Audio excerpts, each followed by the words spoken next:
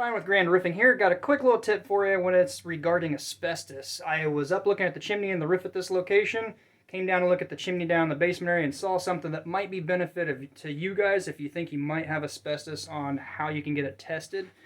So first off that caught my eye is this really old boiler, heater, oil. I don't even know what it is. It just makes me think of Home Alone.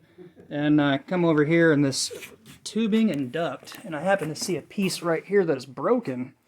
And to me, this definitely looks like asbestos. You want to keep it from being beat and dust disturbed and kicked up.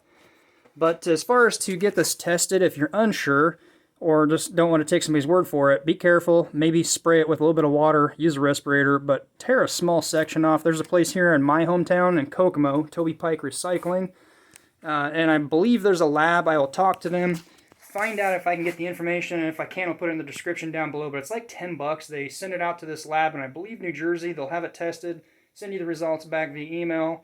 PDF format tells you what kind of asbestos it is, how asbestos it is, and how much content. Pretty good way to find out. It's not a good thing. You don't want mesothelioma.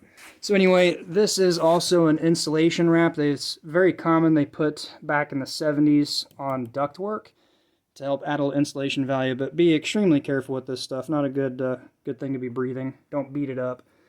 As I said, if I can get this info, I'll put it in the description down below, so you should be able to send it right to them. If you're in my area, just drive it up to Toby Pike, give them a little sample.